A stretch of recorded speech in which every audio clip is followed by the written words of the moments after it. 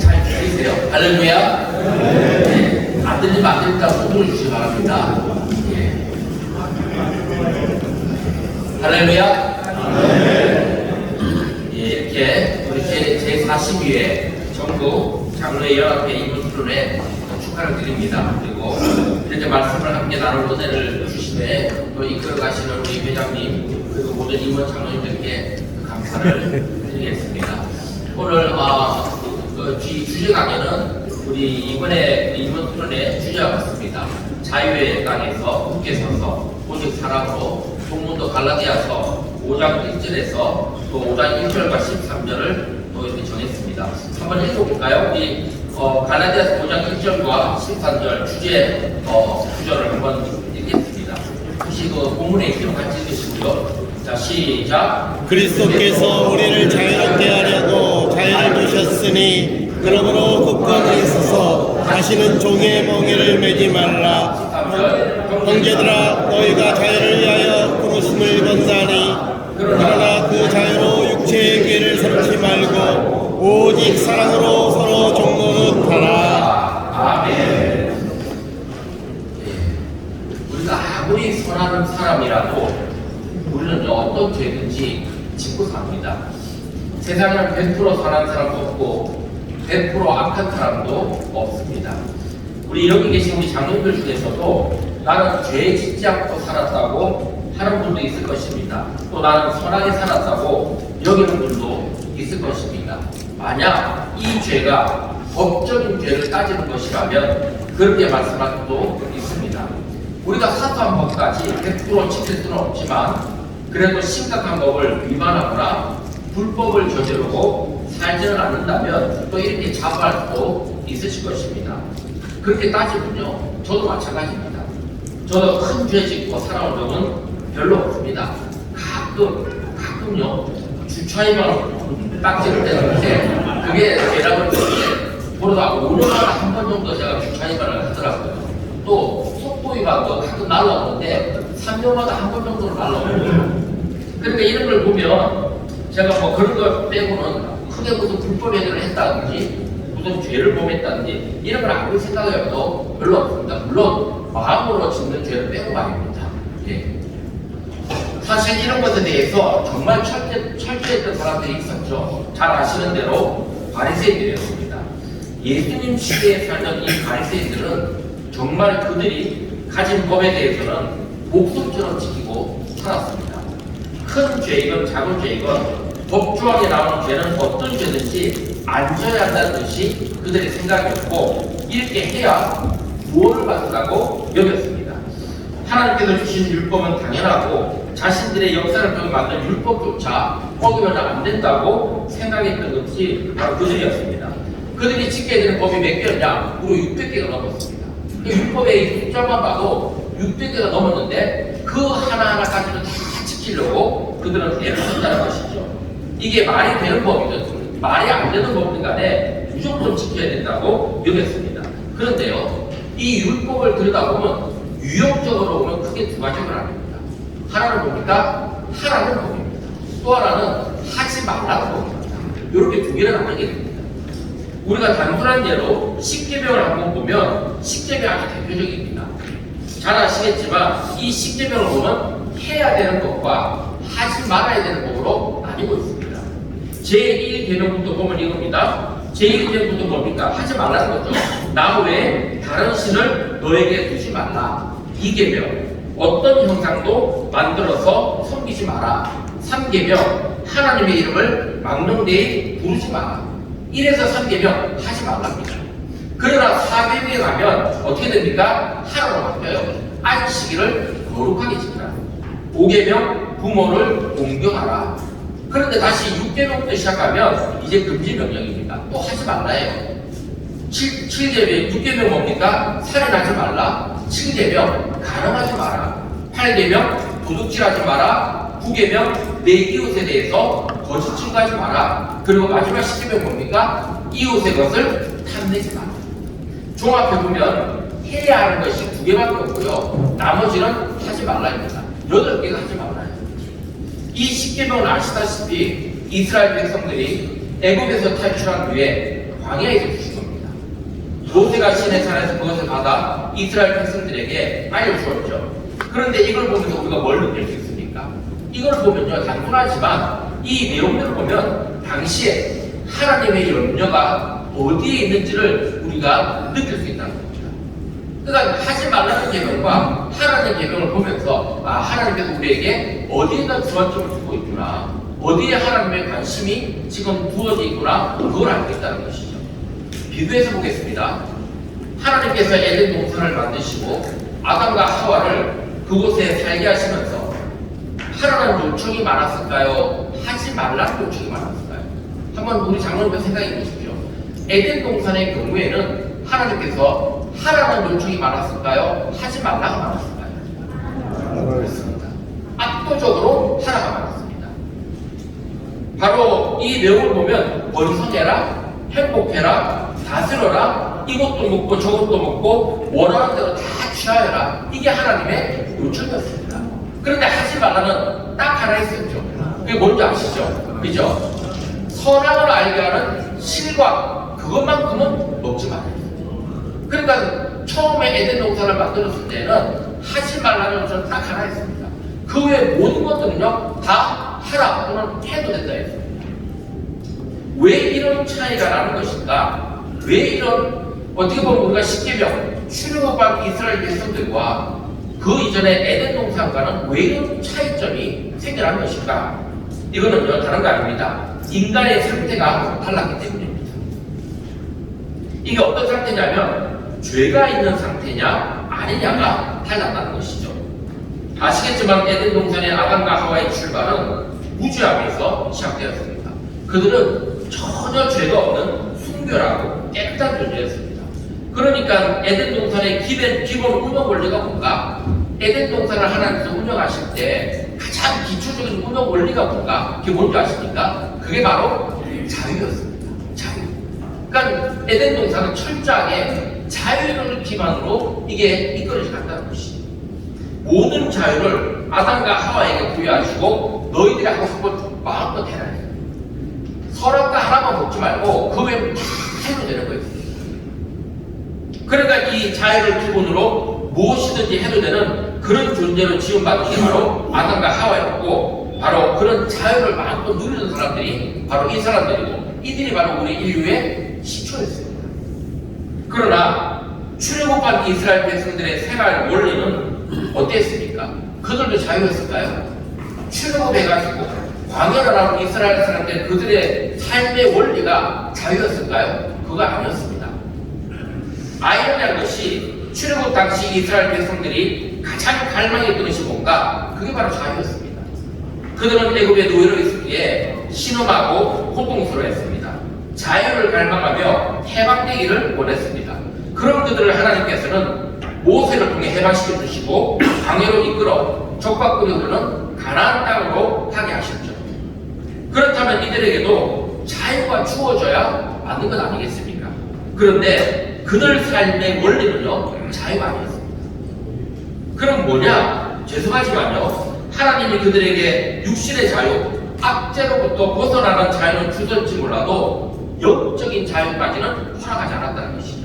그래서 이들이 이끌어가는 이들의 삶의 원리는요 두 가지였는데요. 첫 번째가 뭐냐? 금지였습니다.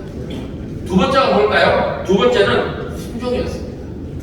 그러니까 이 애굽에서 탈출한 이스라엘 백성들의 삶의 원리는 자유가 아니고 출발점은 금지와 순종이었다는 것이죠. 그거를 바탕으로 하나님께서는 불법을 주셨다는 겁니다. 비록 정치적인 자유와 육신의 자유는 얻었지만 그 본성은 죄인이었습니다. 그래서 조금만 마음에 안 들면 그들은 이 죄성이 있기 때문에 애굽을 그리워했고요. 또 죄된 삶을 찾아가는 그런 죄인들이었습니다. 아시겠지만 그들은 광야에서 어땠습니까? 배고프면 불평했습니다. 또 목마르면 불평했습니다. 또 길이 멀어지면 불평했어요. 이 가나안으로 들어가는 길을 하다가 멀리 돌아서 가라 그러니까 어떻게 했습니까? 막 불평했습니다. 늘 불평했던 일이 바로 그들이었습니다. 오죽하면 애굽에 있을 때가 좋다고 하면서 보스를 향해서 돌을 들어가지고 쳐 죽이려고 했던 사람들이 바로 이 사람들이었습니다. 이게 왜 그러냐? 죄성이 들어왔기 때문에, 죄인이었기 때문에. 바로 이러한 사람들을 하나님께서는 당신의 백성이자 자녀로 삼겠다고 하셨습니다. 그리고 그러한 사람으로 세우기 위해서 가장 필요했던 것이 뭡니까? 자유가 아니었다는 거예요. 이들에게 가장 필요했던 것은 자유가 아니라 금지와 순종을 요청했습니다. 그것을 위해 마련하신 건 뭐냐? 그게 바로 우리가 잘 아는 율법이었다는 것이에요. 앞에서 말씀드렸듯이 그래서 십계명에는요, 자유를 기반으로 하는 인간의 창조적 능력을 필요로 하는 내용은 하나도 없습니다. 십계명을 다 보시면요, 그 안에는 인간의 어떤 창조적인 능력이나 아니면 인간의 어떤 자유에 기반한 어떤 탁월한 어떤 능력을 요구하는 게 하나도 없어요. 대부분 다 하라와 하지 말아야지만 대부분 다 필용적이고 수동적인 내용들입니다. 사실 그것은 어떤 면에서 보면요, 우리가 그만큼 죄인이고 우리가 그만큼 뭔가를 하기에는 아직은 부족하다는 것을 담고 있는 것이죠. 하지 말라는 조항이 많다는 것은 특히 그만큼 여전히 자율성이 없다는 것이며, 하라는 것이 적다는 것은 그만큼 뭔가 스스로 행할 능력이 부족하다는 것을 의미하고 있습니다. 물론 그렇다고 하나님께서 자유를 그러면 외면하시거나 무시하시거나 그건 절대 아닙니다. 하나님께서는 누구보다 인간에게 자유의 필요를 잘 알고 계셨어요. 그렇게 자유를 마음껏 누릴 수 있는 존재가 되기를 또한 원하셨습니다. 그러나 그렇게 되기 위해서 먼저 필요한 게 뭐냐? 그게 뭐냐면 우리 죄의 본성, 죄된 본성을 영적으로 자제하거나 아니면은 이 죄된 본성을 벗어나는 것이 첫 번째였습니다. 그게 우선이었다는 것이에요. 사실 하나님의 비전이 무엇이었을까? 인간을 그냥 율법에 비어 사는 존재로 만드는 것일까? 수동적으로 하라면 하고 하지 말라면 하는 그런 꼭두가시 같은 존재를 만드는 게 하나님의 비전이었을까? 절대로 그렇지 않습니다. 만약 그것이 하나님의 뜻이라면요, 애초에 선악과를 에덴 동산에 두지도 않았을 것이고 우리로 하여금 세상의 만물에 대해서 이름을 지어라, 이 세상을 다스리라고도 요청하지 않았을 겁니다. 우리가 선악과라든지 아니면 하나님께서 아담과 하와에게 이 만물을 모든 것을 이름을 지으라고 하나님께서 시키셨죠. 허용하십니다. 또 이 세상을 지배하고 다스리라고 했습니다. 이게 뭐냐면 우리가 자율적인 존재고 자유를 기반으로 해서 우리가 창조적인 능력을 갖고 있다는 것을 의미하고 있는 것이었습니다. 그러니까 그런 차원에서 하나님께서 우리에게 그런 것을 허락해 주셨다는 것이죠. 한번 여쭤보겠습니다. 선악과를 왜 만들었을까요? 여러분 한번 생각해 보셨습니까? 이런 고민들 해보셨나요? 이게 뭐 초등학교 아이들이나 중학교 아이들이 하는 고민이 아니에요. 이건 우리 장로님들 반드시 하셔야 되는 고민입니다. 왜 하나님께서 선악과를 만들었을까? 아니 선악과를 안 만들었으면 하나님께서는 우리가 죄를 짓도록 하지도 않았을 텐데 왜 굳이 선악과를 만들어가지고 우리를 죄를 짓게 만들었을까? 그냥 선악과 없이 모든 것을 다 먹으러 가면 되는 거 아닌가? 그런 생각 안 해보셨습니까? 그냥 뭐 말씀대로 순전하게 믿으시는 분들이니까 그러면 그런가 보다 할 수 있겠죠. 그런데요, 선악과는 우리에게 중요한 것을 주고 있습니다. 뭐냐면 선악과는요, 하나님의 믿음의 표시입니다. 믿음의 표시.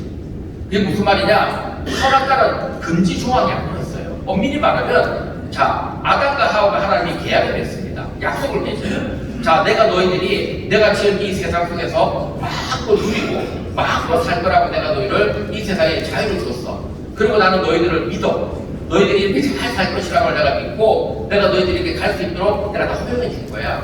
그리고 너희는 너의 창조주를 여겨주고 나를 잘 따라줄 것이라고 나도 믿을게. 그러면 너와 나 사이에 계약을 하는 거자. 이 믿음의 계약이 뭐냐? 그게 선악과예요. 그 선악과 하나를 까먹지 않는 거, 그 선악과를 안 건드는 거, 그게 사실 계약서였다는 거예요. 다른 게 아닙니다. 그러니까 내가 너를 믿어준다는 표시를 이 선악과로 주는 거예요. 너는 이 선악과를 먹지 아니하고 나도 네가 이 선악과를 먹지 않는다는 것을 내가 믿음으로 그 선악과를 두고 우리가 이것만큼은 건드리지 말자. 그런데 만약에요, 이런 겁니다. 하나님께서 선악과만 먹기 좋게 만들어 놓고 다른 과실들이나 다른 것들은 별도로 먹게 만들었다면 그거는 분명히 시험거리였습니다. 그런데 성경 어디에도요, 다른 것들이 부족하다는 얘기는 없어요. 오히려 보기에 좋았다고 했습니다. 그러니까 선악과만 먹음직스러운 게 아니고 다른 과실들도 다 먹음직스러웠습니다. 그러니까 아담과 하와 입장에서는 다른 과실을 먹고 사는데 아무 지장이 없었어요. 굳이 그 선악과 안 먹어도 되는 겁니다. 하나님께서는 그것을 통해 가지고 내가 너희를 믿는다는 표시를 준 것이죠. 자유의 특기라였습니다. 그리고 그 표시를 주심으로 하나님께서는 아담과 하와가 마음껏 자율적으로 자유의지를 갖고 사는 존재라는 것을 인정해 주신다는 것이죠. 만약에 하나님이 옥토바시를 만들거나 아니면 로봇을 만든다 그러면요, 선악과 안 만들어도 됩니다. 그리고 너희들은 내가 시키는 대로만 해. 만약 리모컨 조종하듯이 그렇게 해보면 되는 거예요. 그런데 그렇게 안 했다는 것이죠. 그 믿음의 표시를 선악과를 두었다는 것입니다. 뱀으로 군한 사탄이 인간을 유혹하기는 했지만 이 역시 결정은 누구의 몫이었습니까? 인간의 몫이었습니다. 사탄이 행한 짓이 나쁜 것이긴 하지만 그 말을 말하는 것은 언제 누구였습니까? 아담과 하와의 몫이었어요. 여기에 어떤 제재나 어떤 유혹도 없는 가운데 아담과 하와가 결정한 겁니다. 자기는 스스로 결정한 거예요. 결국 선악과는 먹든 안 먹든 자유의 표상이었고 하나님께서 자유스러운 우리 인간에 대한 믿음의 표시였던 것입니다. 이렇게 자유를 허락하신 하나님께서는 이제 죄가 우리 안에 들어오죠. 결국은 아담과 선악과를 먹습니다. 먹고 나니까 그 다음 어떻게 됩니까? 죄가 들어오게 됩니다. 죄가 들어오고 나니까 그 다음에 하나님 어떻게 하십니까? 이제는 아담과 하와를 비록 에덴에서 추방을 하셨지만 추방으로 끝내지 않았어요. 인간의 역사 속으로 하나님께서 직접 개입해 들어오십니다. 그때는 아담과 하와를 내끌어 주시고 자유롭게 살게 하셨지만 그들이 죄를 짓고 나서부터는 어떻게 합니까? 하나님께서 역사 속으로 들어와가지고 함께 인간들과 살게 됩니다. 그 첫 번째 사건이 뭐냐? 그게 바로 출애굽입니다. 출애굽은 율법을 주심으로 우리가 죄인 것을 알게 하는 사건이었습니다. 그러니까 우리가 사실은 출애굽 사건이 있기 전까지만 해도 비록 뭐 아브라함이든 이삭이든 야곱이든 다 개인적으로 하나님과 관계를 맺기는 했지만 출애굽 사건이 있기 전까지만 해도 우리가 근본적으로 죄인이라고 불렀어요. 그 다 개인의 관계였습니다. 그런데 출애굽 사건을 계기로 이스라엘 백성들이 애굽에서 나와서 광야에 들어가면서 그때 비로소 하나님께서 뭘 주십니까? 율법을 주심으로 우리가 죄인이라는 것을 알게 되는 거예요. 왜냐하면 율법은요, 보호입니다. 보호. 율법으로 구원받는 건 아니지만 율법을 통해서 뭘 알게 되느냐? 내가 죄인이라는 걸 알게 되는 거예요. 그러니까 그 율법을 통해서 하나님께서 죄를 알게 하시고 그 다음 두 번째 역사적 개입은 뭐냐? 그게 바로 예수님의 오십니다. 예수님의 오심은 뭐냐? 하나님께서 이 세상에 들어오신 그 사건인데 그 죄의 문제를 직접 해결하시는 거예요. 율법으로는 죄가 해결 안 됩니다. 율법으로는 하지 마라. 또 그 율법 안에 테두리를 만들어줬을지 몰라도 우리가 그 근본적인 죄의 문제를 해결 못하니까 하나님께서 이 세상에 직접 들어오셔가지고 어떻게 하십니까? 본인이 죄의 문제를 바로 해결해 주시는 거예요. 직접 해결해 주시는 거예요. 그래서 이 두 가지 사건이 궁극적으로 나타나는데 이 두 가지 사건의 기저에는 뭐가 깔려있냐면 하나님의 사랑이 깔려있습니다. 자, 우리 이거 구분하셔야 됩니다. 첫 번째, 구약은요 우리가 하나님의 사랑을 말하지만 사실 그 사랑 기반에 뭐가 깔려있냐면 하나님의 공의가 깔려있습니다. 공의를 바탕으로 하나님의 사랑을 행하신 거예요. 왜 그러냐? 거기에는 기본적으로 정의를 우선하고 그 정의 안에서 하나님께서 바로 잡아야 될 거 바로 잡고 징계를 줘야 될 징계를 주고 그 다음에 보상을 줄 사람은 보상을 줬습니다. 그러니까 이런 일종의 황금률 같은 그런 정의를 바탕으로 하나님의 사랑이 나타났어요. 그러나 신약에 가게 되면 이게 뒤집힙니다. 이게 뭐냐면 사랑을 바탕으로 정의가 세워집니다. 이게 달라져요. 왜 중요하냐면 구약에서는 예수 그리스도의 사건은 안 나타납니다. 구약에서는 직접적으로 우리가 그 대상이었어요. 우리가 잘하면 신명적 사상이라 그러는데 우리가 잘하면 하나님의 보상을 받았습니다. 그러나 우리가 개별적으로 못하면 하나님의 징벌을 받아요. 근데 이것이 근본적인 죄의 문제는 해결이 안 됩니다. 그러니까 근본적인 죄의 문제를 어떻게 해결하느냐? 우리 인간이 인간 스스로 해결하지 못하기 때문에 하나님이 우리 속에 들어오셔가지고 당신이 우리 죄에 대한 대가를 치러주시는 것이죠. 이게 하나님의 사랑입니다. 그리고 그 사랑을 바탕으로 그 죄의 대가를 치렀다는 그 의미 자체가 뭐냐면 그게 공의입니다. 그게 공의를 행하시는 거죠. 그래서 그것을 통해 가지고 하나님의 정의가 세워지고 공의가 세워지는 것입니다.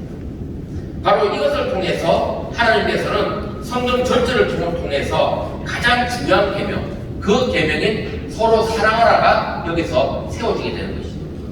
잘 아시지만 사랑하라는 금지 규정이 아닙니다. 이건 액티브한 해감의 규정이에요. 우리에게 요청하신 규정입니다. 그리고 이 사랑을 바탕으로 우리가 어떻게 되는가? 우리가 하나님의 그 사랑을 실천하는 존재가 되어야 된다고 말씀을 하고 있습니다. 문제는 여기 있습니다. 제가 목회를 하면서 목회 이제 20년이 조금 넘었는데요. 지금까지도 죄송하지만 하나님이 말씀한 이 사랑을 이해하는 사람을 별로 못 만나봤습니다. 우리가 사랑을 많이 얘기하고는 있지만 하나님께서 말씀한 이 사랑이 진짜 뭘 의미하는지를 제대로 알고 있는 분을 거의 못 만나봤어요. 왜 그러냐? 여기 계신 우리 장로님들도 과연 하나님의 사랑에 대해서 정말 이해를 하고 있는 것인가? 정말 잘 알고 있는 건가? 이거 우리 심각하게 고민하셔야 됩니다. 사실 이 하나님의 사랑은요, 우리가 말은 쉽게 하지만 우리가 감당할 수 있는 사랑의 수준은 절대 아니에요. 우리가 그런 얘기하죠. 하나님이 우리를 사랑하셨으니까 우리가 하나님을 사랑하자. 우리가 하나님이 우리를 사랑하신 것처럼 우리도 서로 사랑하며 살자. 이렇게 말은 참 잘해요. 말은 잘하지만 이 사랑은요, 죄송하지만 우리가 실천하기 어렵습니다. 사랑에는 우리가 흔히 헬라적 개념에서 보면 네 가지 사랑의 종류가 있죠. 그죠? 하나는 에로스가 있습니다. 두 번째는 필리오가 있죠. 세 번째는 스토로게가 있습니다. 스토로게. 그 다음에 네 번째가 뭡니까? 아가페가 있죠. 들어보셨죠? 요 사랑이 구분이 되어 있습니다. 헬라 철학에서는 이걸 구분 안 하기도 하지만 우리가 이제 기본적으로 이게 구분을 해요. 첫 번째 에로스 사랑은 어떤 사랑입니까? 남녀 간의 사랑이죠. 육체적인 사랑입니다. 두 번째 필리오 사랑은 어떤 사랑일까요? 필리오. 이 반응이 있어야 뭐가 됩니다. 그냥 친목하고 그냥 구경만 하시면 안 돼요. 필리오는 어떤 사랑입니까? 친구 간의 사랑, 우정입니다. 그죠? 자, 스토로게는 뭘까요? 스토로게. 혹시 아시는 분 계세요? 들어는 보셨을 분이 계실 겁니다. 이 스토로게는 뭐냐면요, 본능적 사랑입니다. 본능적 사랑. 네 번째 아가페가 있잖아요. 이 아가페가 하나님께서 우리를 사랑하는 그 사랑입니다. 우리가 이제 구분하자면 이렇게 구분을 해요. 그럼 여기 묻겠습니다. 부모가 자식을 사랑하죠. 그래서 그 자식을 위해서 자기 목숨도 내어주고 다 내어줍니다. 내가 너를 살리길 수만 있다면 내 모든 것을 다 내어주게 하면서 그 사랑을 베풀어줍니다. 자, 그 사랑은 무슨 사랑일까요? 어떤 사랑일까요? 예? 그 사랑은 무슨 사랑일까요? 대답해 보세요. 아가페다. 손 들어 보세요. 괜찮습니다. 아가페다. 예. 두 번째, 그럼 에로스다. 세 번째, 필레오다. 네 번째, 스토로게다. 예. 확실히 가지고 있습니다. 사실 신학적으로 논란이 좀 있을 수 있지만 대부분 정리된 얘기 있거든요. 부모와 자식 사랑은 숭고한 사랑 맞아요. 정말 숭고한 사랑입니다. 그 사랑을 딱 뛰어넘을 사랑, 인간 세상에서는 그런 종류의 사랑을 뛰어넘을 사랑은 거의 없습니다. 그러나 스토로게에 가깝습니다. 본능에 가까워요. 왜냐? 그런 동물들도 그런 사랑을 하는 동물들이 있어요. 자기 자식을 살리기 위해서 자기 몸을 내어주는 그런 부모가 있어요. 그죠? 곤충들 중에서는 자기가 새끼를 낳잖아요. 그럼 새끼가 태어나면 어떻게 합니까? 그 어미를 잡아먹습니다. 근데 잡아먹는데 그 어미가 도망을 안 가요. 왜? 그 새끼가 자기 어미를 잡아먹어야 그 새끼가 영양분을 얻고 자라게 돼요.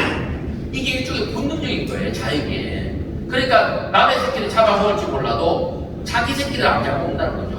물론 동물들 사이에서는 또 자기 새끼가 아닌 것을 착각해서 잡아먹는 경우도 있지만 기본은 그렇습니다. 기본은.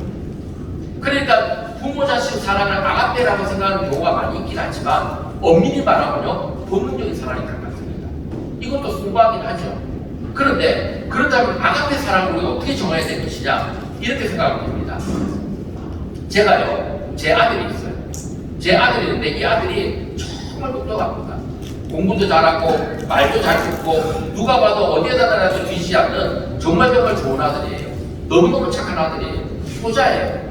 그런데 옆집에 또 다른 아들이 하나 있습니다. 그 집은요, 어마어마한 말썽꾸러기예요. 나가면 말썽 피우고 애들이랑 싸우고 어디 가서 문제 일으키고 소년원도 갔다 오고 난리를 치는 아들입니다. 애가 그냥 그런 부모가 갖다 버려도 시원찮아 해. 그 부모조차도 너무너무 힘들어하는 거예요. 그런데 옆집 아이가요, 병들었습니다.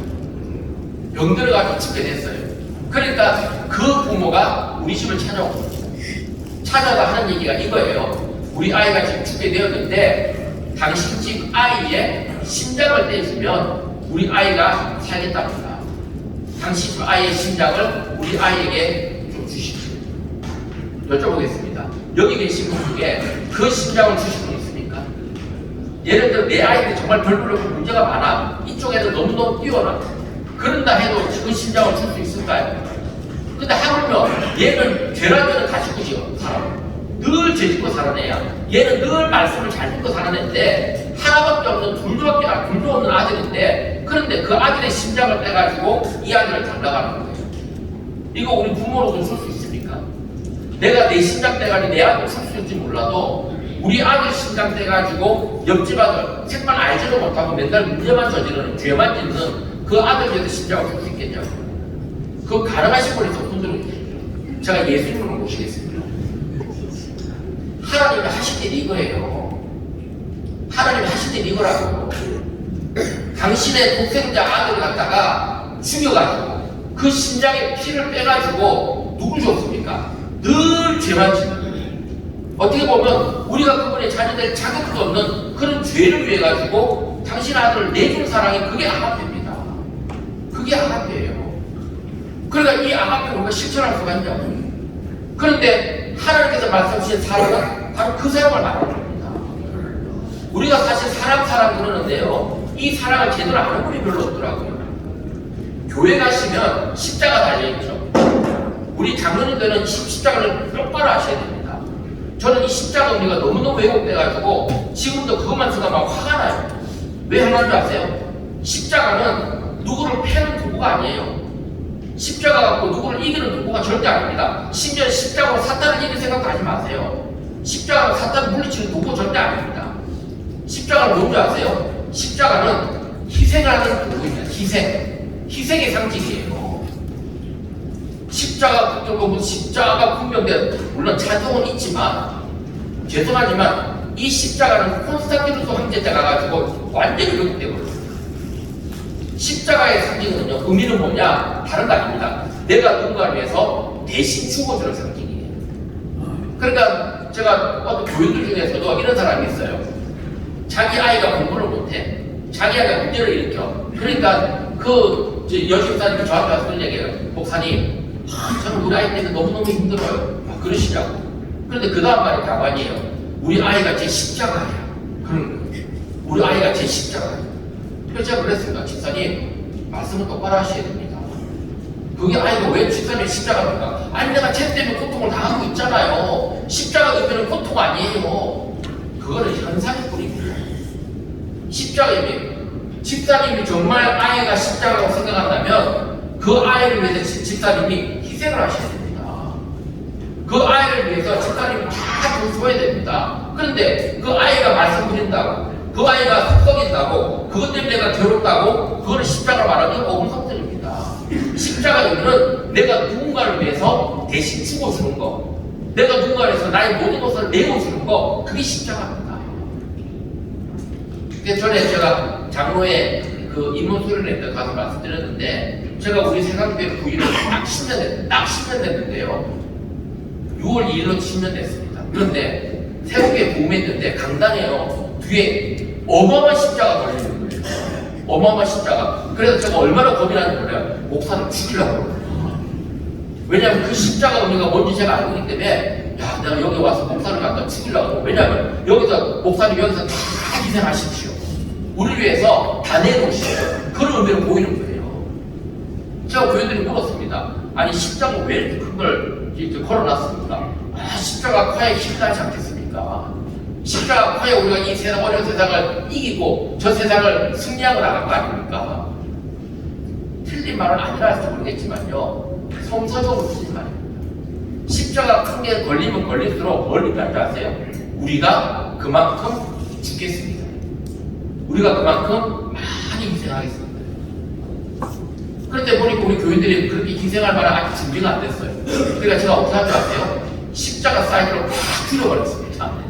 저거 떼내가지고 조그만 걸 바꿉시다. 겁납니다. 저거 정말 걸고 있으면 여기 있는 분들 다 어떻게 보면 목숨 내놓고 각오하고 기도하셔야 됩니다. 정말 그럴 준비가 되어 있습니까? 예수님이 십자가에서 저게 형틀이었지만 사람들은 형틀이었지만 주님이 십자가에 죽고 나서부터는 이제는 형틀이 아니라 남을 위해서 자기를 내어놓는 상징이 된 겁니다. 자기 십자가를 지고 나를 따르라 했을 때 그 의미가 뭘까요? 내가 너희를 위해서 죽은 것처럼 너희도 남을 위해서 죽으라는 거예요. 이게 하나님께서 말씀하신 아가페입니다. 그런데 그 아가페는요, 그 아가페는 우리가 요 정도 수준도 아니에요. 더 나아갑니다. 가장 가치 있는 것을, 가장 가치 없는 것을 위해서 살려줍니다. 예를 들어 가장 가치 없는 것을 가져다가 가장 가치 있는 것을 살려준다 그러면 이거는 어떻게 보면 이득이 되는 거예요. 그죠? 근데 그게 아니에요. 가장 가치 있는 것을 가져다가 가장 가치 없는 것을 살려내는 게 그게 아가페입니다. 그러니까 하나님의 독생자 예수 그리스도, 세상에 둘도 없는 하나님의 둘도 없는 가치 있는 존재였어요. 그 존재를 어떻게 보면 우리를 완전히 포기하고 멸망시켜도 되는 그런 엄청난 인간을 위해서 그 예수를 내놓으신 겁니다. 이게 뭐냐? 이게 하나님의 사랑입니다. 그래서 저는 우리 기독교가요, 우리 그리스도인들이 사실은 생각을 하시는 거죠. 예수를 믿는다는 게 이게 만만한 절대 아닙니다. 근데 너무 쉽게 믿고 있어요. 너무 만만하게 생각하고 있어요. 아까도 지금 자유에서부터 시작해서 사랑으로 넘어왔는데요. 이 자유도 너무너무 쉽게 생각하고 있습니다. 우리는 자유 그러면 자꾸 무슨 세상적인 어떤 정치적인 자유, 무슨 공의 이런 거 생각하는데요. 그거 다 떠나가지고 하나님께서 정말 우리가 원하시는 자유와 하나님께서 우리가 원하는 사랑이 무엇인지를 다시 한번 돌아보면요. 이거 절대 만만하게 생각할 문제 아닙니다. 너무너무 힘든 문제고요. 너무너무 이게 쉽지 않은 문제입니다. 존 하버드 요더라는 메노라이트 신학자가 있어요. 우리가 이거는 장로교회이기 때문에 메노라이트를 굳이 따를 필요는 없지만, 그러나 그 존 하버드 요더가 있는 유명한 말이 있습니다. 그게 뭔지 아세요? 오늘날 그리스도인들이 정말 예수 그리스도를 따른다 그러면 오늘날 있는 대형교회들, 심지어는 중형교회까지 다 사라지더라고요. 큰 교회가 나올 수 없다고 얘기했습니다. 왠지 아세요? 예수의 제자들을 제대로 실천하면 대부분의 그리스도인들은 나 그리스도인 안에 들고 다 도망간다. 그게 제자들의 디사이플십. 진짜 예수 그리스도의 정신을 실천하고 살아간다면 대부분은 다 도망간대요. 그리고 소수만 남은 수밖에 없다. 우리가 돌아가보면 맞습니다. 정말 예수님이 살아갔던 마태복음 5장에 나오는 산상수훈의 내용이나 예수님이 우리에게 요구했던 그 내용들을 우리가 돌이켜보면 정말 우리가 예수님의 말씀을 100% 따를 수 있는 능력까지라고 누가 있겠습니까? 어렵다는 것이죠. 그러나 그럼에도 불구하고 우리가 주님을 믿고 따를 수 있는 것은요, 예수님께서는 우리의 연약함을 이미 알고 계신다는 거예요. 그게 중요한 겁니다. 여러분 기억하시지만 요한복음 21장에 보면 베드로가 예수님을 배신하고 나서 예수님 십자가에다 죽으시죠. 그러나도 예수님의 부활을 목격했음에도 불구하고 부활의 그 역사를 봤음에도 불구하고 베드로는 어떻게 합니까? 이제 자기 업으로 본업으로 돌아갑니다. 물고기라는 업으로 다시 돌아갑니다. 돌아가서 있을 때 요한복음 21장에 예수님이 그 앞에 나타나죠. 나타나서 베드로에게 했던 말이 있습니다. 뭐라 그랬습니까? 베드로야 네가 나를 사랑하느냐 물어봐요. 우리가 사실 이게 신학적으로 좀 논쟁은 있어요. 왜냐하면 예수님은 헬라어를 안 썼을 겁니다. 아람어나 히브리어를 썼을 거예요. 그런데 신약 성경은 헬라어를 써 있습니다. 그러다 보니까 네가 나를 사랑하느냐는 그 원문을 보면 네가 나를 아가페스메 아가페로 불렀습니다. 네가 나를 아가페라고 불렀어요. 이걸 아람어로 원래 아람어로 썼을 때는 이게 아가페라는 단어를 안 썼을지는 모르겠지만, 그러나 그 사랑의 무게는 굉장히 크게 썼습니다. 무겁게. 그냥 단순하게 인간적인 차원의 사랑을 얘기하는 건 아니라는 것이죠. 근데 베드로는 거기에 대한 대답을 뭐라고 했습니까? 네, 제가 주님을 사랑합니다 했어요. 근데 이 신약 성경에 헬라어로 쓰인 건 뭐라고 하냐면, 이 아가페를 나를 아가페라고 불렀을 때 아가페라는 대답을 안 하고 내가 주님을 필레오 합니다. 필레오. 다시 말해 친구 간의 사랑을 얘기합니다. 물론 이것도 신학자들 간에 야 그게 뭐가 중요하냐 그러지만 저는 아니에요. 제 신학적인 입장에서는 그거 굉장히 중요합니다. 왜? 뭐 히브리어로 받은 아람어로 보든 간에 그 언어의 그 무게는 예수님이 말했던 사랑의 무게와는 분명히 차이가 있었다는 거예요. 예수님이 원했던 사랑의 무게는 대답한 건 절대 아니었다는 거예요. 그런데 예수님은 그 얘기를 듣고 내 양을 먹이라고. 두 번째입니다. 두 번째도 또 물었어요. 베드로야 네가 나를 아가페 하느냐 또 물었어요. 그러자 이 베드로가 뭐랬습니까? 또 대답합니다. 주님, 제가 주님을 신뢰합니다. 그러니까 이제 문제가 생기는 거죠. 그런데 주님은 또 그게 뭐라 그러냐? 내 양을 치라고. 내 양을 먹이라, 내 양을 치라. 세 번째 또 묻습니다. 그런데 세 번째가 뭐라 그러냐? 이제는 아가페라 나를 안 씁니다. 베드로야 네가 나를 필요하냐고. 이것도 예수님이 필요하라고 단어를 안 썼을 거예요. 그것도 아람어로 얘기했겠죠. 근데 아무튼 무게는 이제 달라진 겁니다. 베드로가 말하는 그런 무게감을 갖고 얘기를 했을 겁니다. 그때 베드로가 뭐랬는 줄 아십니까? 근심했어요. 성경에는 그때 베드로가 근심했다고 합니다. 왜 근심했을까요? 사실 주님이 베드로에게 요구했던 것은 원래는 아가페였습니다. 내가 너희들을 위해서 내 목숨을 내어준 것처럼 너희도 나를 위해서 목숨을 내어준 그 사랑을 네가 하고 있냐를 물어봤던 겁니다. 그런데 베드로는요, 예수님이 세 번 부인했어요. 자기가 얼마나 죄인인 줄 압니까? 자기가 그렇게 대답을 해봐야 이미 자기가 앞에 세 번 부인했던 그 모습하고는 매치가 될래야 될 수가 없다는 거 잘 알고 있습니다. 그런 주님 앞에 어떻게 대답하겠습니까? 그냥 필레오예요. 기껏해야 필레오인데 솔직히 말하면 필레오라고 할까요? 저는 아니라고.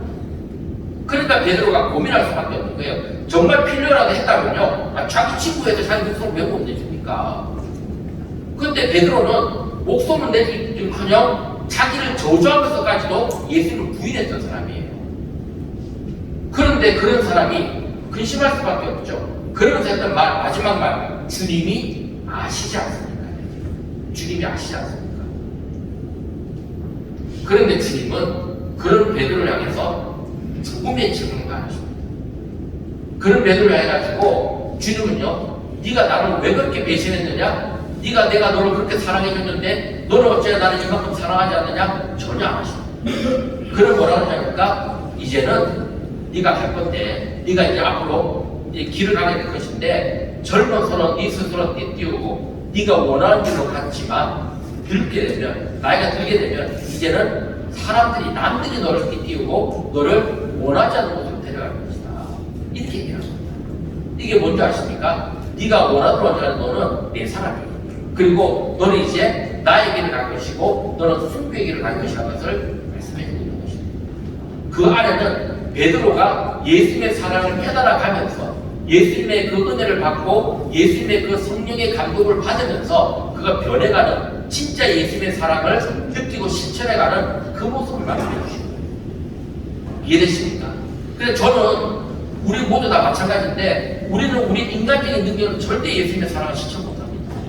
우리 여기 오늘 우리 이 장로 수련회 주제도 자유의 땅에 굳게 서서 오직 사랑으로, 이 주제를 정할 때 이 사랑을 무슨 의미로 정하십니까? 한번 돌아보시기 바랍니다. 무슨 뜻으로 이 사랑으로, 오직 사랑을 할 때 이 사랑이 무슨 사랑입니까? 정말 예수님께서 가장 소중한 것을 내어주면서 정말 가치 없는 것을 살려낸 그 사랑을 말하는 것인지, 아니면 그냥 우리끼리 말하는 정도의 사랑을 말하는 것인지, 그거 돌아보셔야 돼요. 사실 이 사랑은 우리가 주님의 사랑을 깨닫게 되고 주님의 은혜를 깨닫게 되면 우리를 내어주는 사랑이 돼야 됩니다. 누구를 헐뜯고요, 누구를 비난하고 누구에 대해서 비판하는 사람, 그 사랑이 되어서야 됩니다. 제가 좀 아픈 얘기 좀 할 거예요. 뭐냐면 우리 교단이 왜 부흥 안 되는지 아세요? 우리 교단의 중요한 영성 중에 하나가 뭐냐면 비판의 영성입니다. 저는 비판의 영성 나쁘다고 생각하지만 이 비판의 영성이요, 경계선을 넘은 지가 한참 됐습니다. 이게 뭐냐? 비난의 영성을 갖고 있습니다. 이 출발이 그래서 몰라도 이게 뭐냐면 남을 깎아내리고 남을 비판하고 남에 대해서 험담을 하는 게 이게 너무 몸에 배버립니다. 그러니까 이렇게 하면 싸워요. 싸움을 잘해. 총회 게시판 들어가서 싸우고 있고 어디 들어가서 싸우고 있고 편가르고 있고 이게 너무 비일비재하고 그럼 다른 거나 안 그러냐? 그건 마찬가지겠죠. 근데 우리는 유독 이게 너무 심한 거예요. 왜? 비판 정신이 너무 강하다 보니까. 그런데 주님께서는요, 주님께서 우리에게 요구했던 것은 비판 정신이 아니었어요. 뭐냐면 아무리 문제가 있고 아무리 어려움이 있다 할지라도 우리는 끊임없이 사랑을 실천하기 원했고 끊임없이 묵묵히 그 길을 가기를 원했습니다. 그런데 너무 우리는 비판 정신이 강해요. 이런 모습 속에서 과연 우리가 정말 예수 그리스도의 사랑을 실천할 수 있겠는가 고민을 해보셔야 됩니다. 제가 섬기던 목사님이 있었죠. 저는 한식교회 출신입니다. 어렸을 때부터 한식교회 1978년부터 77년대 개척이 되었는데 그때부터 다니기 시작해가지고 이제 제가 자랄 때 쭉 그 한식교회에서 자라났죠. 그래서 그 이집동 목사님이 저를 목사를 만들어 주셨습니다. 당신의 개인의 사비를 돌아가지고 또 교회를 통해 가지고 유학비까지 다 내주고 그렇게 저를 이제 목사를 만들어 주셨어요. 그러다 보니까 목사님 밑에서 배우고 자라면서 그 별세시라는 것을 많이 배웠습니다. 많이 배우긴 했지만 그걸 보면서 또 많이 깨달은 게 있었죠. 근데 목사님이 그 내용을 보면서 이제 이런 겁니다. 목사님의 삶을 통해서 배우게 되는데 한 번은 이런 일이 있었어요. 아마 이제 그 예를 기억하는 분 있는 분이 모르겠는데 싱가포르 공항에서 이제 외국에 이제 집회를 갔다 오시면서 싱가포르 공항에서 이제 트랜스퍼를 하게 됐습니다. 이제 유럽을 갔다 와서 싱가포르에 내려가지고 거기서 이제 비행기를 타고 한 3시간 정도 기다리시면서 대합실에 앉아있는데 사모님하고 두 분이 같이 앉아있었죠. 근데 서로 이제 대합실에 나란히 앉는 게 아니고 서로 이제 마주보고 앉아있었어요. 그리고 목사님은 늘 이제 책을 가까이 하고 있으니까 책을 이제 보면서 하는데 그 책이 마침 뭐였냐면은 이 책이 우리가 타이타닉 호 아시죠? 타이타닉 호가 침몰할 때 모습에 대한 그 내용을 묘사한 그런 책들이었어요. 근데 그 책을 보면 타이타닉을 탔던 많은 그 승객들 중에 노 부부 두 사람이 있었습니다. 그러니까 배가 가라앉을 때 그 구명선에 이 여자들은 태우고 남자들은 이제 그 구명선이 모자라니까 타지 못했어요. 그러니까 그 노부부가 있었는데 그 할머니 부인이죠. 그 부인이 구명선을 타고 남편은 구명선에 타지 못하고 이제 배웅을 하는 겁니다. 여보, 우리가 그동안 평생을 잘 살았는데 당신이랑 살아서 여성을 행복하게 지내요. 나는 이 비와 함께 나는 이 친구를 하겠어. 그러고 이제 보내는 장면이 나와요. 그런데 그 장면을 보다가 그 건너편에 있는 그 부인이, 할머니 부인이, 그 부인이 보다 그냥 배가 내려가는 그 구명선에 내려가기 직전에 얼른 뒤로 다시 뛰어 넘어온 겁니다. 그러면 이제 그 남편한테 그런 거야. 여보, 내가 가긴 어딜까? 죽어도 나를 같이 죽자. 내가 당신하고 같이 죽으면 되는 거 아니야? 그러고는 이제 그 타이타닉에 타가지고 같이 이제 가라는 것이죠. 그때 이제 했던 이 찬송이 이 나같은 죄인 사는 어메이징 그레이스 있잖아요. 그 찬송이 쭉 나오는 겁니다. 나 같은 죄인 살리시 주의 놀라워 그 찬양 들으면서 이제 쫙 가라는 거죠. 그러니까 목사님이 그 책을 보면서 그 모습을 이제 그 내용을 읽으면서 자기도 모르게 눈물이 쭉 나는 거예요.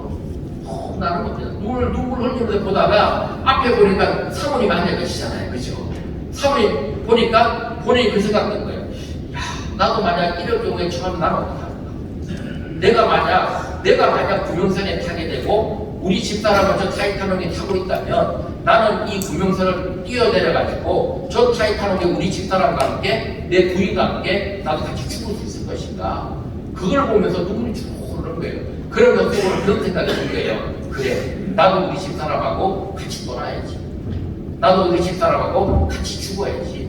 우리가 서로 사랑한다는 사이인데 내가 이 목숨을 투자하면 뭐하나? 죽을 때 같이 죽어야지. 그러면서 그 마음을 가지면서 그 사모를 바라보는데 사모님이 마치 눈이 마주친 거예요.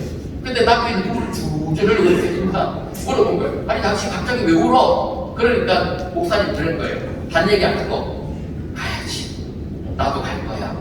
당신과 함께 갈 거야. 그렇게 얘기한 거예요. 그러니까 사모님이 명문도 모르고 아니 지금 당신 나하고 한국 들어가라고 기다리고 있잖아. 기다리는데 뭐 가긴 어딜까? 당신 나버리고 가려고? 그러니까 목사님이 아니라 내가 지금 당신하고 갈 거야. 어디든 갈 거야. 죽은 것도 같이 갑니다. 그 얘기를 하신 거예요. 그런데 참 신기하죠. 목사님이 당관함으로 2005년도에 돌아가셨어요. 그런데 사모님이요. 목사님은 그 자리에 병이 있었습니다. 원래 거기에 담석증이 있었어요. 담석증 수술을 평생에 3번을 딱 7년마다 3번을 받았습니다. 받고 나서 그리고 마지막에 그 자리에 암이 온 겁니다. 그 자리에. 그래가지고 돌아가셨는데 사모님은 그런 병이 없었어요. 그런데 목사님 딱 돌아가고 나서 1년 뒤에 똑같은 자리에 똑같은 암이었어요. 당관이 그대로, 이 당관이 흔한 암이 아니잖아요. 그죠? 그 자리에 그대로 왔어요. 그러므로 사모님도 그 당관암 투병을 2년인가 3년을 더 하고 돌아가셨어요. 하늘로 가신 겁니다. 물론 꼭 그렇게 같은 암으로 죽어야 그게 사랑인가? 그런지 모르겠지만 저는요, 그 모든 것에 서로 어떻게 보면 서로 마음이 통하는 사람들의 어떤 뭔가가 있다고 여겨요. 근데 문제는 서로를 위해서 자기를 내어줄 수 있는 이런 마음, 서로를 위해서 내가 나를 내어줄 수 있는 이런 마음이 우리가 갖고 있는 기본적인 사랑이 되어야 된다. 이건 본능적이가 좀 다릅니다. 본능이 다른 거예요. 왜 그 본능이 다른 거냐면 오늘 여기 오신 분들이 장로님들이잖아요. 그죠? 장로님들이면 한 가지 여쭤보겠습니다. 장로님들의 당연하게 내 가족을 사랑하시겠죠. 내 자식도 사랑하고 또 장로님들의 그 부인 되시는 권사님이나 아내분도 사랑하시겠죠. 근데 한 가지 여쭤볼게요. 장로님들은요, 장로님들 교회를 사랑하십니까? 사랑하세요? 정말 사랑하세요? 어떻게 사랑하십니까? 많이 사랑하십니까? 그러니까 장로님들 교회를 사랑한다는 건 맞아요. 사랑하는 거 맞습니다. 사랑하니까 장로님 되시겠죠. 근데 장로님들이 교회를 사랑한다 그러면요, 대부분 교회를 지키는 걸 많이 생각하고요. 그 다음에 교회의 어떤 절차를 지키는 걸 생각하고, 그 다음에 교회 뭐 여러 가지 무슨 뭐 행사나 이런 여러 가지 있고, 교회 뭐 목사님을 잘 섬기는 거, 아니면 목사님들 잘못하면 그 잘못한 걸 바로잡아 드리는 것, 뭐 심하다 싶으면 목사님을 내보내는 것, 이런 거 다 포함해서 사랑한다고 생각하시잖아요. 그죠? 네, 맞습니다. 그런데 교인 중에 한 사람을 사랑하시냐? 제가 말씀드리시는 것입니다. 정말 장로님들이 내가 분담고 있는 이 교회 교인들의 한 사람까지도 다 사랑하시다는 거죠. 그 마음이 저가 있다는 거죠. 내 교회 교인 중에, 우리 교회 교인 중에 정말 내가 아파가지고 정말 쓰러져가지고 돈도 없어가지고 병 치료도 제대로 못 받고, 내가 사랑하는 교인 중에 자식이 돈이 없어가지고 공부도 하고 싶은데 공부도 못하고 있고, 그런 자녀가 있고 그런 아이가 있다면, 그런 가정이 있다면 장로님들은 그들을 어떻게 하느냐? 돌봐주고 계십니까? 그들을 위해서 내 재산을 털어서라도 그들을 위해서 섬겨주고 있습니까? 제도적으로 가능해요. 제도적으로 말고, 정말 내가 교인들을 사랑한다면, 내가 이 교회 장로로서 내가 세워가 되었다면, 내가 정말 그 마음을 가지고 내가 이 교인들 한 사람까지도 내가 그를 섬길 마음이 되지 않는 것입니다. 그걸 돌아보셔야 됩니다. 사실 정말 사랑한다면요, 교인 한 사람에 대한 마음이 함께 느끼셔야 됩니다. 성도에 대한 애정과 관심이 솟구쳐야 그게 교회를 사랑합니다.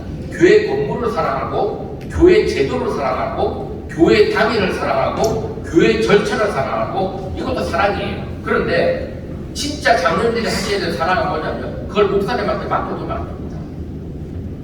제가 정확히 말씀드릴게요. 목사님은요, 교회 당의자일 수 있고 그 교회가 종교법인에 등록되어 있지만 법인장은 될 수 있습니다. 그러나 그 교회 소속은 아니에요. 엄밀히 말하면 목사는요, 노예 소속이에요. 여기 계신 장로님들 중에 누구도 노예 소속이나 총회 소속 없습니다. 죄송하지만 우리가 한국 기독교 장로회에 모여는 있지만 장로님들의 1차적 원소속은 어디냐면 교회입니다. 장로님들을 노예가 뽑아줬나요? 교회가 뽑아줬나요? 누가 뽑아줬습니까? 교회가 뽑아준 겁니다. 장로고시를 노예를 통해서 모이나, 그거는요 그냥 막 위탁한 것 뿐이에요.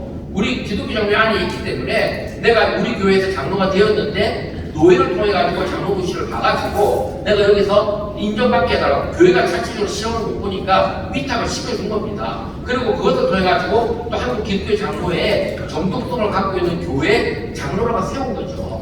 엄밀히 말하면 장로님 소속은요 파송은요 노예나 총회 아니에요. 교회입니다. 그런데 참 죄송한 말씀입니다. 왜 그렇게들 노예 총회에다 그렇게들 열심히 활동하십니까? 왜 그렇게들 교회를 그만큼 하지 않으시고 왜 그렇게 노예가 가서 그렇게 열심히 하세요?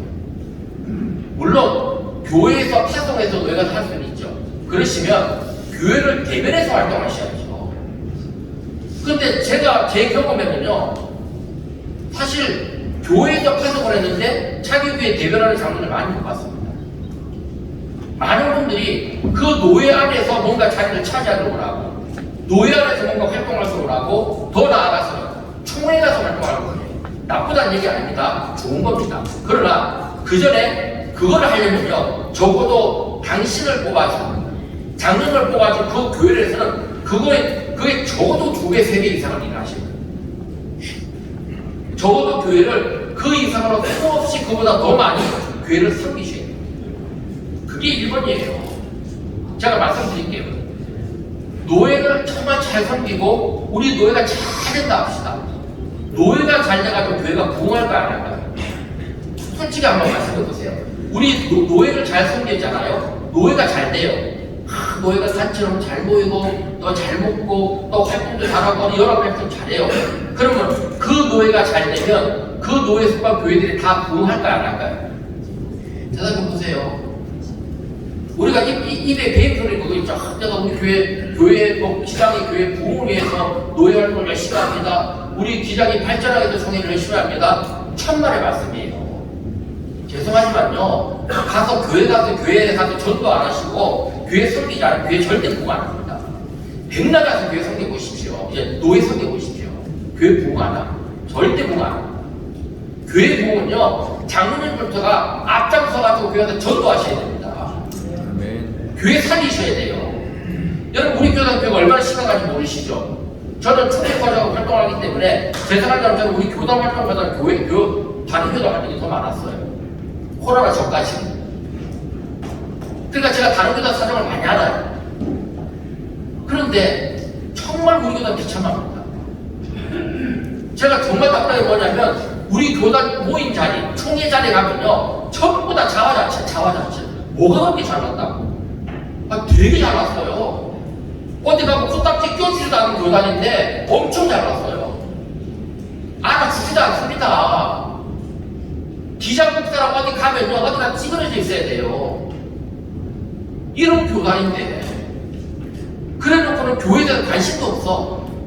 전체 우리나라 메이저 교단들 중에 우리가 또 우리 입으로 메이저 교단을 할 수밖에 없지만 그 메이저 교단 중에 가장 활약률이 높은 데 어딘지 아시죠? 우리 교단입니다. 우리 교단이에요. 합동이나 통합 같은 경우는 교인수가 200만 그러지만 많이 줄어봐야 3%입니다. 많이 줄어봐야 3%도 적은 수는 아니에요. 그 사람들은 그거 줄었다고 난리칩니다. 교회들 막 들고 일어나고 난리 나요. 왜? 교회 중심적이니까. 근데 우리는 30% 이상이 줄었는데 잠잠해요.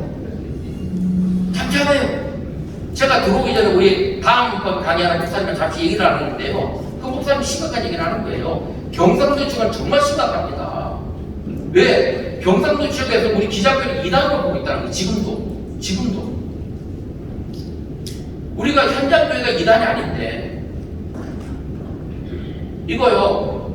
장로님들은 우리 목사보다 훨씬 더 교회 생활을 잘 하실 거예요. 왜? 교회에서 교인들이 대표를 뽑아줬기 때문에. 우리가 이번에 총회 역사 70주년 해가지고 그 나온 책자를 봤거든요. 그 책자에 보면 뒤에 교회를 방금 쫙 나와 있습니다. 나와 있는데 그거 보면서요 제가 기가 찬 거예요. 규모가 되는 교회가 하나도 없습니다. 규모가 되는 교회. 지금 우리 교회에서 제일 큰 교회가 어디냐면 안교교회예요. 전주에 한 7,000명 모인다고 그랬습니다. 지금 제가 알기로는 3,000명도 안 모여요. 숫자로 따지면 제일 큰 교회입니다. 여전히. 그런데 그거 말고는 없어요. 바른교회 최근에 부흥해가지고 근데 바른교회죠. 그 외에 큰 교회가 어디 있습니까? 우리가 정확하게 말하면 원주 영광교회 그 큰 교회 많이 줄었죠. 다시 올라가겠지만 가야 되지만 분당한식교회 확 줄었습니다.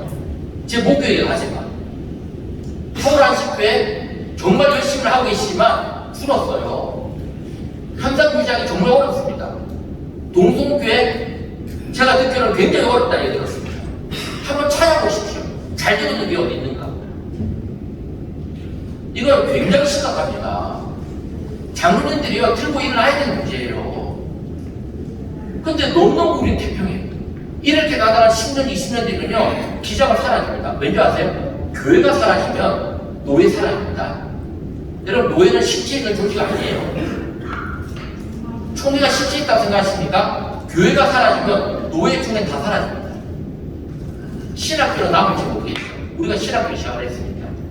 근데 엄밀히 말하면 노예는요 멤버십이에요. 멤버십. 다시 말해 노예는 거기에 들어오고자 하는 교회들의 멤버십입니다. 그럼 노예는 뭐예요? 노예는 그 안에 들어가는 교회들을 보살피기 위해서 존재하는 게 노예예요. 노예가 국가적으로 무슨 일을 하라고 있는 게 아닙니다. 상임을 왜 냅니까? 상임이 시컷 내가지고 교회들이 받는 이익은 하나도 없어요. 돌봄을 하나도 못 받는다는 거예요. 노예가 차체적으로 그돈 갖고 사업만 하고 있어. 사업하는 돈 준 게 아니에요. 우리 교회들을 보살피라는 것이지. 어려운 교회가 있으면 그 돈을 갖고 가서 도와주고 전문가 데려다가 살려주고 세워주고 부흥해가지고 그 부흥하면 어떻게 됐습니까? 또 상임이 또 늘어날 거 아니에요. 그러면 노예는 더 든든해지는 겁니다. 이게 선순환 구조예요. 선순환 구조. 그런데 지금 어떻게 되는지 아세요? 우리는 역순환 구조로 가고 있습니다. 자꾸 총회를 중요시하고 노예가 중요시합니다. 그런데 정작 그거를 살리는 조직들은 교회들인데, 그리고 예수님께서 세운 것은 노예나 총회가 아니에요. 교회 세우신 겁니다. 그러니까 우리가 몸담아야 될 것은 교회입니다. 그런데 그 교회를 어떻게 섬겨야 되느냐? 사람을 섬기셔야 돼요. 목사님과 싸우지 마세요. 부탁입니다. 목사가 아무리 꼴보기 싫어도요 목사님과 싸우지 마세요. 그리고 물론 그렇다고 목사를 막 높여달라는 얘기 아닙니다. 정확하게 장로님들이 알고 계셔야 됩니다. 정확하게 장로님들이 가르쳐 주셔야 됩니다. 목사는 제사장 아닙니다. 목사가 자기를 제사장이라고 이거는 굉장히 잘못된 겁니다. 목사는 목사일 뿐이에요. 그러나 목사가 적어도 법상으로는요 교회를 이끌어가는 최고 리더입니다. 그죠? 당회장이에요. 그리고 그 다음에 뭐예요? 종교법인의 법인장입니다. 일반 사회도 그 회사를 이끄는 CEO에 대해서는 다 존중해주고 따라주고 인정해줍니다. 그렇다면 제사장을 여기지 마시고 목사를 강단에서 전하는 하나님의 메신저이긴 하지만 또 교회를 이끌어가는 리더로서 존중해주시고 옆에서 좀 도와주시기 바랍니다. 그리고 잘못하고 있으면 제대로 알려주셔야 됩니다. 제대로 알려주시면 어떻게 됩니까? 장로님들 공부를 하셔야 돼요. 잘하고 계셔야 됩니다. 우리가 그런 공부도 해야 되고 또 그 마음속에 정말 목회자를 향한 사랑, 그리고 정말 교인들에 대한 그 사랑이 있어야 그게 우리가 하나가 돼가지고 교회를 세워가는 것입니다. 말씀을 정리할게요. 시간이 됐기 때문에 제가 사실 노예 활동하는 장로님들이나 총회 활동하는 장로님, 그 다음 우리 장로연합회나 수련모나 다 존중합니다. 훌륭합니다. 하지 말자는 거 아닙니다. 그러나 이 모든 것들의 기반은 교회입니다. 교회를 살리지 않으면, 우리가 교회를 세우지 않으면 이 모든 것들도 신기루처럼 나가는 거예요. 신기루처럼. 우리가 이게 장로님들이 장로로서 앉아있는 것도 섬기는 교회가 있기 때문에 앉아있는 것이지, 섬기는 교회가 사라지면요 어떻게 누가 장로라고 불러주겠습니까? 누가 장로로 세워드리겠습니까? 그래서 바라기는 교회로 돌아가시기 바랍니다. 교회로 돌아가시는 것은 그냥 지금 돌아가는 얘기 아니고 여기서 이 장로연합회에서 탁탁하게 세워주시고, 어떻게 세우시냐? 이 장로연합회를 통해가지고 정말 교회를 살리는 장로연합회, 정말 교회를 세워가려는 그런 장로연합회. 그래서 어려운 교회가 있으면요 장로들이 일어나서 도와주세요. 야, 어느 교회가 좀 어렵다 그러는데 우리 장로들이 우리 일어나서 도와주자. 우리 목사님들을 좀 우리가 함께 옆에 해가지고 그 어려운 교회를 도와주자고 얘기를 하자. 살려내자. 그리고 목사님들이 좀 유능한 목사님들이 될 수 있도록 그 목사님들이 더 공부할 수 있도록 여건을 만들어주고, 그 목사님들이 더 하나님께서 기도하고 교인들을 섬길 수 있도록 우리가 그런 여건을 좀 만들어주자. 그렇게 하면 세워져 가는 겁니다.